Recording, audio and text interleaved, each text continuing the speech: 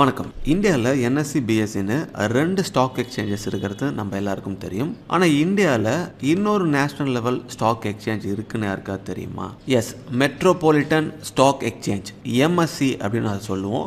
நீண்ட இடைவேளைக்கு பிறகு 2026 மீண்டும் அதை தொடங்க போகிறதா அறிவிப்புகள் வெளியாக இருக்குது. இது என்எஸ்சி பிஎஸ்சிக்கு போட்டியாக வருமா, இதில் இன்வெஸ்ட் பண்ணலாமா, இந்த டீட்டெயில் எல்லாத்தையும் நம்ம இதில் தெளிவாக பார்ப்போம். ஸோ ஃபர்ஸ்ட் இந்த எம்எஸ்சினா என்ன அப்படின்னா, இந்தியாவோட 3வது தேசிய அளவிலான பங்குச்சந்தை தான் இந்த எம்எஸ்சி. முன்னாடியே செயல்பட்டு வந்த இந்த எக்ஸ்சேஞ்சு சில காரணங்களால் இன்ஆக்டிவ் ஆயிடுச்சு. ஆனால் இப்போ 2026 மீண்டும் ஒரு பெரிய கம்பேக் கொடுத்துருக்கு. போன ஜனவரி 27, 2026 அன்னைக்கு 130 ஸ்டாக்ஸோட இந்த எம்எஸ்சி மீண்டும் ட்ரேடிங் தொடங்கியிருக்காங்க. இந்த எக்ஸ்சேஞ்சஸ் வலுப்படுத்த ஜீரோதா, க்ரோ போன்ற நிறுவனங்கள்லாம் பல முதலீடுகளை சேர்த்திருக்காங்க. சுமார் 1240 கோடிகள் முதலீடு செஞ்சிருக்கிறதா சொல்லப்படுது. இதனால மார்க்கெட் கான்ஃபிடென்ட் அதிகரிச்சிருக்கு அப்படின்னு சொல்லப்படுது. என்எஸ்சி பிஎஸ்சி போலவே இந்த எம்எஸ்இலையும் ஈக்விட்டி, டெரிவேட்டிவ்ஸ், டெப்ட் மார்க்கெட்டு, இந்த மாதிரி ஃபுல் ஃப்ளெஜ்டாக ட்ரேடிங் பிளாட்ஃபார்ம் மாதிரி பில்ட் ஆகிருக்கு. இதில் என்னென்ன இண்டெக்ஸ்லாம் இருக்கும் அப்படின்னா, SX40 இண்டெக்ஸும், அதாவது 40 பெரிய நிறுவனங்களை கொண்ட ஒரு இண்டெக்ஸ் இதில் இருக்குது. எப்படி நிஃப்டி 50 என்எஸ்சியில் இருக்கோ அதே போல் இதில் SX40 அப்படின்னு ஒன்று இருக்குது. அதே போல் SX பேங்க் இண்டெக்ஸ்னு இருக்குது. முன்னாடி 10 வங்கிகளை கொண்ட ஒரு இண்டெக்ஸாக இந்த SX பேங்க் இண்டெக்ஸ் இருந்துட்டு இருக்கு. இதனால இன்வெஸ்டர்ஸ்க்கு செக்டார் பர்ஃபார்மன்ஸை ட்ராக் பண்ண ஈஸியாக இருக்கும்.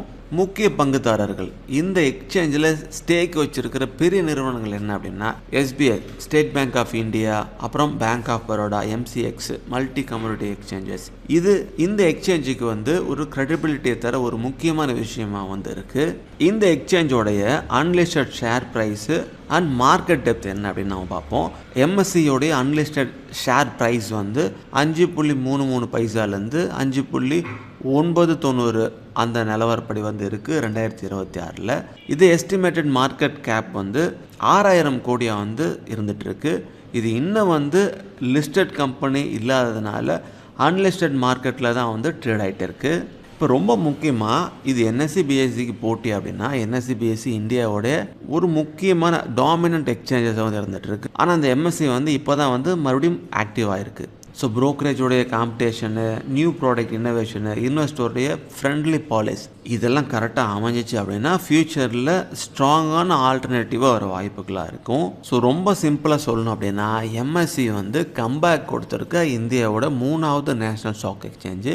கிட்டத்தட்ட 1240 கோடி முதலீடுகளை பண்ணியிருக்காங்க. 130 பங்குகளோட ட்ரேடிங் ஸ்டார்ட் ஆகிருக்கு. இந்த எக்ஸ்சேஞ்ச் ஃப்யூச்சரில் பெரிய ஆப்பர்ச்சுனிட்டியாக மாறுமா அல்லது ஸ்மால் பிளேயராகவே இருக்குமா அப்படிங்கிறத வரும் காலம் தான் சொல்லணும். இந்த அப்டேட்டை பற்றி நீங்கள் என்ன நினைக்கிறீங்க அப்படிங்கிறது கமெண்ட்டில் சொல்லுங்கள். மீண்டும் இதே போல் அடுத்த ஒரு பயனுள்ள தகவல்களோடு உங்களை சந்திக்கிறேன். Invest wisely for better future. Thank you.